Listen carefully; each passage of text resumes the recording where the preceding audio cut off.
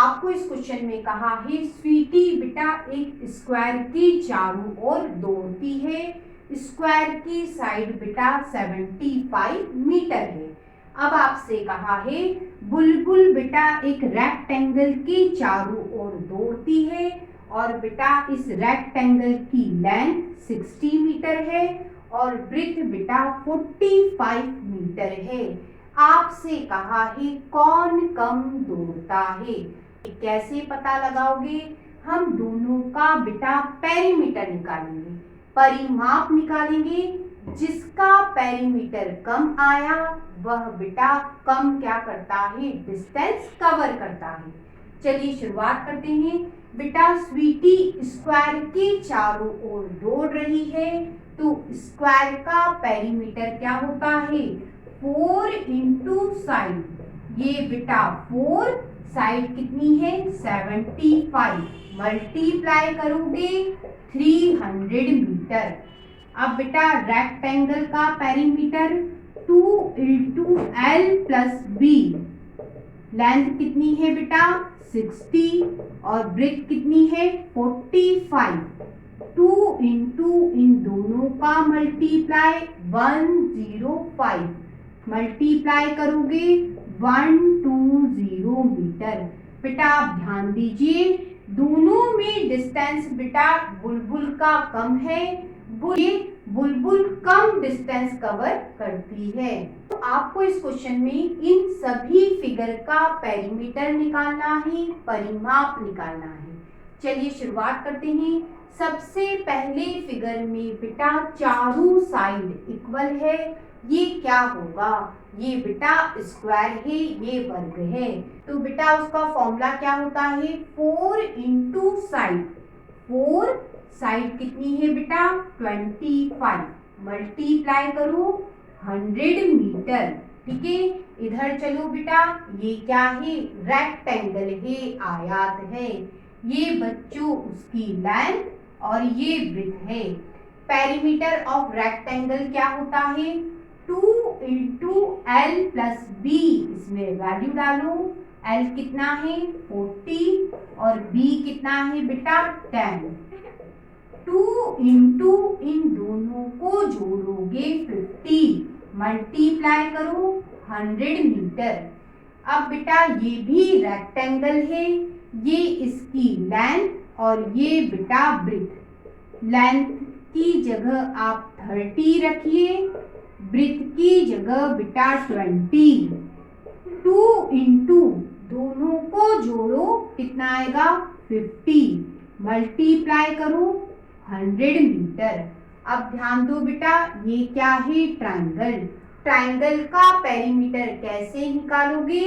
तीनों साइड को बेटा जोड़ दो।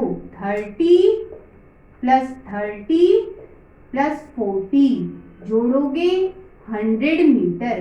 अब आपसे कहा है आप ध्यान से देखकर इसमें क्या निष्कर्ष निकला वह बताना है।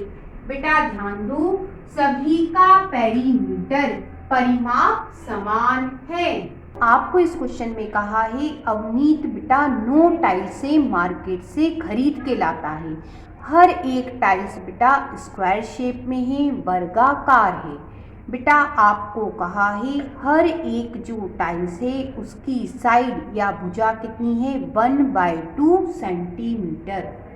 1/2 मीटर। आपसे कहा है बेटा उसने टाइल्सों को इस तरह से अरेंज कर दिया। 9 टाइल्सों को बेटा उसने अरेंज करा।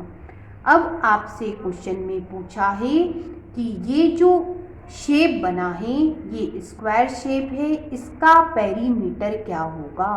परिमाप क्या होगा? सबसे पहले बेटा ये जो शेप है इसकी साइड पता करते हैं। 1/2 1/2 1/2, तीनों को जोड़ो। 1/2 1/2 1/2 कितनी बार आ रहा है? 3 बार। तो बेटा 3 से मल्टीप्लाई कर दो।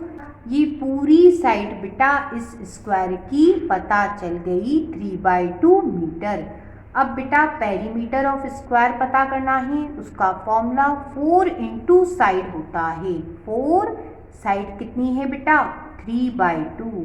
2 के टेबल से कैंसिल करो, 2 इंटू 3 6 मीटर बेटा इस शेप में जो टाइल से अरेंज की है उनकी पेरीमीटर है। ठीक है, अब बेटा उसे ये अरेंजमेंट अच्छा नहीं लगा, फिर उसने बेटा क्रॉस शेप में टाइल्सों को जमाया, तो इसकी पेरीमीटर उन्होंने पूछी है। अब बच्चों हमसे पूछा है यदि अरेंजमेंट क्रॉस शेप में किया जाए तो बेटा इसकी पेरीमीटर क्या होगी। तो कैसे करेंगे आप ध्यान दीजिए, सिर्फ इतने से शेप की मैं बात करती हूँ बेटा। ये 1/2, ये 1/2, ये 1/2, ये 1/2, ये 1/2, कितने 1/2? 1 2 3 4 5। तो बेटा 1/2 कितनी बार? 5 बार। ठीक है, तो बेटा इतनी पेरीमीटर पता चल गई। अब इतनी कैसे निकालोगे, और इतनी और इतनी। आप ध्यान दीजिए कि सेम हिस्से हैं बेटा, एक का पेरीमीटर पता चल गया, हिस्से कितने हैं बेटा? 4, 1 2 3 4। तो बच्चों इसमें 4 से मल्टीप्लाई कर दो, बेटा इस क्रॉस शेप का पेरीमीटर आ जाएगा। 2 के टेबल से कैंसिल करो, 2 1 जा 2, 2 2 जा 4, कितना हुआ बेटा? 5 इंटू 2 10 मीटर। क्रॉस शेप का पेरीमीटर क्या निकला? 10 मीटर। अब बेटा आपसे पूछा है किस शेप का पेरीमीटर ज़्यादा निकला। ये देखिए इसका 10 मीटर और बेटा इसका हमने निकाला 6 मीटर। तो बेटा क्रॉस शेप का पेरीमीटर ज़्यादा निकला स्क्वायर शेप के पेरीमीटर से।